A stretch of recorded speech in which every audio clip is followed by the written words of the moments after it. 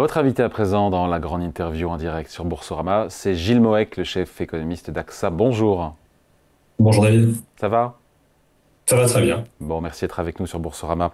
Je voudrais vous faire réagir aux propos et prendre de la hauteur par rapport à ces propos, mais quand le patron de LVMH dénonce la surtaxe exceptionnelle d'impôt sur les sociétés, qui on sait est en préparation, estimant qu'il s'agissait d'une taxe sur le Made in France qui pousse à la délocalisation.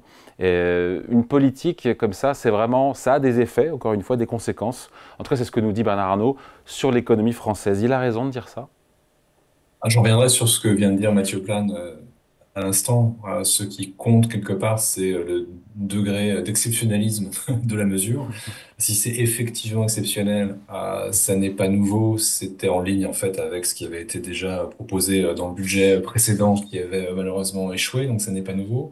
La question qui se pose, et qui, à mon avis, là, oui, peut effectivement avoir des impacts sur la localisation des activités, c'est ce que, on ne va pas y prendre goût, et que ce qui était censé être une augmentation exceptionnelle devient une Hmm. augmentation permanente.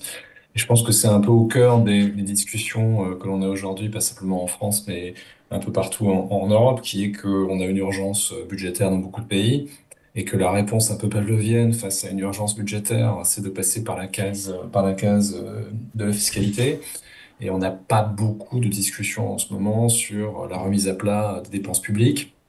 C'est compliqué, bien évidemment, dans un cadre démographique et un cadre politique qui est contraint. Mais voilà, pour l'instant, on en est un peu aux mesures, comment dire, immédiates. Encore une fois, ça n'est pas nouveau, c'était déjà dans le budget Barnier. Mais attention à la transformation de l'exceptionnel en structurel. Évidemment. Et après, il ajoute, et c'est intéressant, Bernard Arnault, parce qu'il était à la vestiture de Donald Trump à la Maison-Blanche, il dit quand on voit ce qui se passe aux États-Unis, où les impôts sont de 15%, évidemment, alors pas encore, mais potentiellement pourraient l'être pour les boîtes qui produisent sur le sol américain avec des subventions, il y a comme une différence d'ambiance. Et il a comme raison de dire ça, non? Il y a une différence d'ambiance qui est très notable. Ça fait toujours un peu prétentieux, mais j'étais à Davos la semaine dernière et l'écart de ressenti entre les délégués américains et les délégués européens est absolument massif. C'est souvent le cas, mais là, ça a pris une proportion assez impressionnante. Maintenant, moi, je reste quand même assez prudent sur une partie de la plateforme de la présidence Trump. On est peut-être un peu au pic de l'enthousiasme sur la plateforme Trump. Il y a quand même quelques sujets internes, de contradictions internes dans la politique qui peut être mise en place aux États-Unis. À Davos, Donald Trump a parlé de manière très nette de sa demande d'une baisse des taux d'intérêt. On a vu hier soir que la Fed n'était pas forcément tout à fait d'accord. On a quand même quelques questions aussi sur le financement de la baisse supplémentaire du taux de l'impôt sur les sociétés, alors que les mesures de réduction des dépenses ne sont pas forcément juridiquement si simples que cela. Maintenant, ce qu'il reste, et ça c'est évident, c'est un sentiment très positif, général, de bonne santé de l'économie américaine qui ne tient pas simplement à ce qui est mis en place par Trump, qui est la juste extrapolation de ce qui est en train de se passer depuis quelques trimestres. Et effectivement, devant le programme de dérégulation, on a en tout cas dans certains secteurs des appétits qui se sont réveillés et une positivité assez générale. Mais attention quand même à la seconde partie de l'année 2025 pour les États-Unis. C'est une plateforme quand même assez compliquée à mettre en œuvre. Et encore une fois, Quand on vous va dites peut-être la repousser plateforme, un peu pardon, quand vous dites plateforme, c'est le programme? c'est le programme, pardon, Oui, excusez-moi. ouais, Oui, j'ai utilisé un anglicisme. oui. On a un programme qui a quand même, voilà, quelques contradictions internes qu'il va falloir régler. Bon, après, c'est vrai que moi, je trouve que le plan de Trump, il peut se résumer, certains l'ont résumé comme ça, 3 plus 3 plus 3. 3% de croissance aux États-Unis, réduire le déficit public à 3% et 3 millions de barils de pétrole en plus par jour. C'est possible? Au moins c'est simple, ça a le mérite de la clarté, et c'est peut-être une différence avec les discours européens. Mais si on les prend un par un, c'est quand même très compliqué. Pas nécessairement les 3% de croissance, d'abord on y est, On y est, donc hein. c'est la poursuite en fait de ce qu'on a déjà observé l'année dernière. Les 3 millions de barils. Là aussi, je parlais de contradiction interne. Attention au sujet la contradiction qu'il y a entre demander à l'OPEP de baisser les cours du pétrole pour de bonnes raisons d'ailleurs, et en particulier pour faire pression sur la Russie pour essayer d'avancer sur la paix en Ukraine, ce qui semble être une vraie demande hein, de la part de Trump, qui a l'air très axé là-dessus. Mais évidemment, s'il y a une baisse du cours du pétrole, c'est difficile de tenir une augmentation très forte de la capacité de production américaine. Et on a eu des prises de position de pas mal de patrons du secteur de l'énergie aux États-Unis depuis une semaine qui disent qu'en fait, ils n'ont pas nécessairement très envie d'aller très loin dans l'augmentation dans l'augmentation de la production. Les 3% de déficit, bonne chance quand même, hein, parce que la projection du CBO hors mesure de Donald Trump, c'est un déficit sous-jacent de 6% du PIB, donc un effort quand même très important, alors même que pendant la campagne, Donald Trump a dit qu'il ne toucherait pas aux principaux programmes sociaux, Medicare, Medicaid, ça laisse quand même très très peu de marge de manœuvre, surtout si au même moment on ne touche pas à la défense. Donc dans les trois, c'est peut-être en fait la croissance qui est l'élément le plus simple. Mais attention, parce que s'il y a des mesures, par exemple inflationnistes, qui conduiraient la Fed à ne plus pouvoir baisser les taux, et encore une fois, on les a entendus hier soir, ça va être aussi peut-être un peu compliqué de maintenir la voilure à 3%. Sous la pression de Trump, on sent que les Européens ont envie de bouger. Et en tout cas, la Commission promet un choc de simplification. C'était hier avec un cap qui apparaît, en tout cas résolument pro-business. Cette feuille de route qui a été présentée par la Commission européenne hier, vous en pensez quoi? Non, c'est Sur le qu'il y ait une papier. prise de conscience, qu'il y ait une prise de conscience, c'est absolument évident. Et d'ailleurs, c'était très marquant dans le discours d'Ursula von der Leyen à Davos la semaine dernière. Elle a parlé le mardi et quelque part, c'était une espèce de réponse au discours inaugural de Donald Trump. Et elle a essayé en fait de maintenir une espèce d'équilibre entre la fidélité aux valeurs européennes, notamment par exemple sur la question de l'environnement, et la nécessité de changer les politiques. Et donc, on a cette prise de conscience qu'il faut aller plus vite dans la compétitivité, qu'il faut aller plus vite sur l'IA, qu'il faut alléger le fardeau de régulation, et tout cela est extrêmement utile. La difficulté, je pense, pour la Commission européenne, ça va être de provoquer un choc de confiance, de vraiment changer ce qu'on appelle les esprits animaux sur le marché, de changer l'ambiance générale, alors que souvent, ce qui est attendu, ce sont des programmes d'investissement lourds, quantifiés avec des centaines de milliards d'euros. Et c'est ça qui manque, parce que la Commission européenne elle-même ne peut pas grand-chose. Je rappelle que le budget de l'Union européenne, à lui tout seul, c'est à peu près un point de PIB, donc ça ne change pas grand-chose. Il faut des initiatives de la part des États membres, ou en tous les cas, il faut une acceptation de la part des États membres d'un financement supplémentaire des activités de la Commission européenne, et pour l'instant, on n'y est pas. Donc, moi, je suis assez favorablement impressionné par cette prise de conscience et par les priorités qui sont mises en avant par la Commission, mais derrière, il reste les États membres, et on a un problème tout simple qui est que dans au moins deux grands pays de la zone euro aujourd'hui, on est un peu dans l'attentisme politique. Ça veut dire que quand la Commission parle de soutien à l'innovation, de simplification des réglementations, de prix de l'énergie plus bas, d'amélioration des infrastructures, on a entendu ça, d'investissement dans les technologies de demain, on se dit quoi? On se dit évidemment c'est de nature à booster la compétitivité de l'Europe, après il faut des moyens, et les moyens aujourd'hui on ne les a pas. C'est votre message, sachant que Mario Draghi, dans son Ouais. rapport, nous parlait de 800 milliards d'euros d'investissement par an pour relancer l'économie européenne, donc on en est très loin. Hein.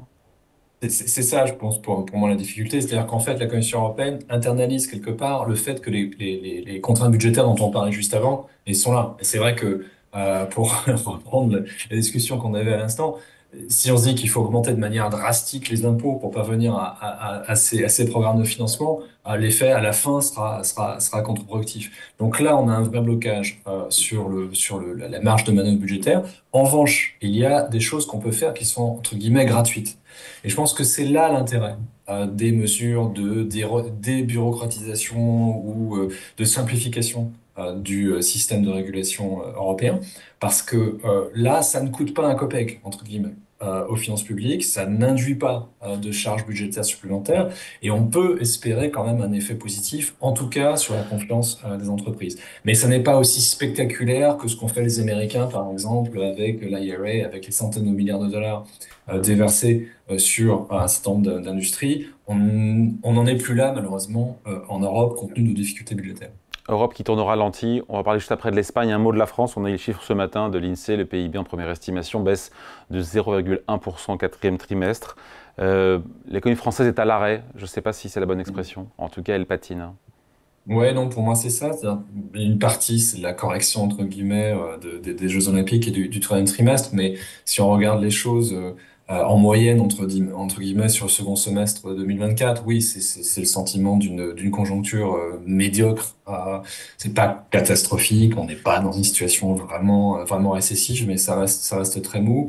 Un point pour moi qui reste assez central, c'est le fait que, et là, c'est pas spécifique à la France, mais ça touche aussi la France, on a un vrai problème d'épargne, au sens où on a des mécanismes très positifs qui se sont mis en place de progression à nouveau des salaires réels, puisqu'aujourd'hui, la progression des salaires dépasse l'inflation. Or, ces gains de pouvoir d'achat sont complètement mangés par un taux d'épargne qui est historiquement très élevé. En France, on est sur des taux d'épargne qu'on n'a pas touché depuis la fin des années 70. Et donc, ce taux d'épargne, il reflète probablement aussi cette espèce de sentiment diffus, de perte de confiance sur l'avenir. Et ça, c'est très difficile à bouger. Et ça, on ne le voit pas du tout en Espagne. Je vous parle 2 secondes de l'Espagne parce que Ah, les chiffres sont quand même absolument incroyables. Croissance qui accélère, PIB en hausse de 3,2% en 2024 et c'était à peine moins en 2023, porté par le tourisme, les exportations, les investissements, malgré le fait que, je ne dis pas qu'il y a une instabilité politique, mais que c'est pas simple au niveau politique, et ça fait 2 ans qu'ils n'ont pas de budget. ouais. Alors, ils n'ont pas de budget, mais en fait, ils ont quelque part un budget parce ils font ce qu'on a fait nous à la fin de l'année dernière, c'est-à-dire ils ont une espèce de loi spéciale, mais ensuite ils reviennent sur cette loi spéciale. Donc, en fait, il y a des mesures de politique budgétaire, mais pour moi, c'est indéniable, il y a une vitalité espagnole qui est absolument impressionnante. La question, et c'est rassurant parce que ça veut dire entre guillemets, un vieux pays européen peut avoir des taux de croissance importants, c'est pas impossible. Mais la question derrière, c'est est-ce que c'est réplicable? Est-ce que c'est réplicable à d'autres pays européens? Et il y a au moins un élément qui est difficilement réplicable dans l'ambiance politique actuelle, c'est ce qui se passe du côté de la population, du côté de l'immigration. Une des grandes forces de l'économie espagnole depuis quelques années, c'est une progression de l'offre qui est significative, qui vient d'une immigration très forte, en partie en provenance d'Amérique latine. De mémoire, je crois qu'en 2023, il y a eu l'équivalent de 1% de la population existante espagnole qui est arrivée. Alors, en plus, c'est une population en âge de travailler qui est très facile à employer immédiatement parce qu'il n'y a pas de barrière de la langue, par exemple. Il y a aussi dans beaucoup de cas reconnaissance des diplômes. Essayer de présenter à tout autre pays européen aujourd'hui un modèle de croissance basé sur une immigration Non. équivalent à 1% de population, je pense qu'on aura du mal. Bon, pour finir sur une note positive et pour parler des banques centrales, même si on a un sujet juste après sur la Fed, c'est l'année de la grande divergence ou pas entre ce qu'elle va faire et ce qu'a fait la Fed et la BCE? Ouais, j'y crois assez. Je pense que voilà, je dis pas que la messe était dite, mais enfin le message d'IA était quand même très clair de la part de Powell. Il n'a plus vraiment envie de baisser. Je pense qu'il n'y a pas vraiment de raison d'ailleurs de baisser. Alors que du côté de la BCE, d'abord il y a une très grande tolérance autour des petits incidents qu'on peut avoir certains mois sur l'inflation.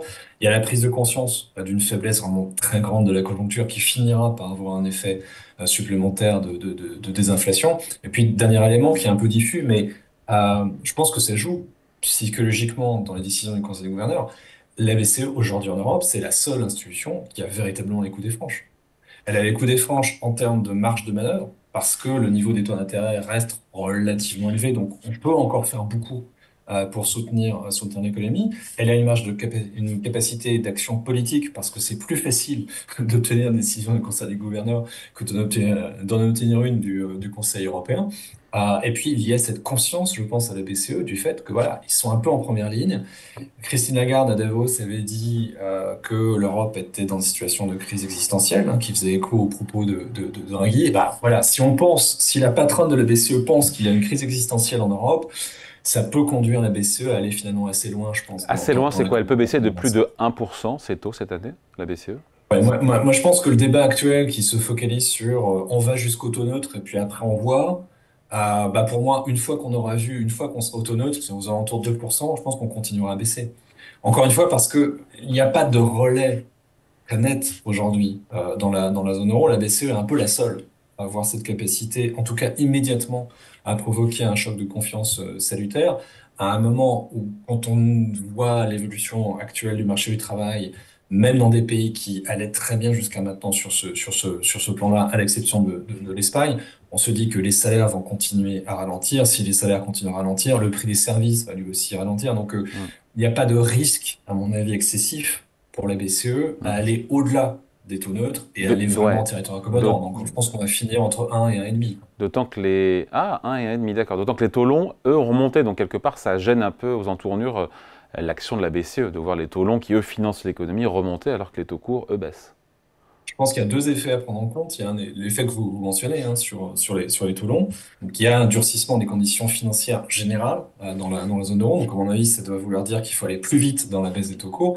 Et puis, le deuxième élément, c'est la transmission de la politique monétaire. Parce que si vous regardez la dernière enquête de la BCE sur les conditions de crédit dans la zone euro, ça y est, ça se retend, ça se retend de manière assez nette. C'est plus compliqué pour les entreprises d'accéder au crédit. Et donc ça devrait également inciter la BCE à aller plus vite et plus loin dans la baisse des taux. Bon, on en saura un peu plus aujourd'hui. Merci en tout cas pour cet entretien avec vous, Gilles Je vous en Moec, prie. chef économiste d'AXA, invité de la grande interview en direct sur Boursorama. Merci, à bientôt. Au revoir.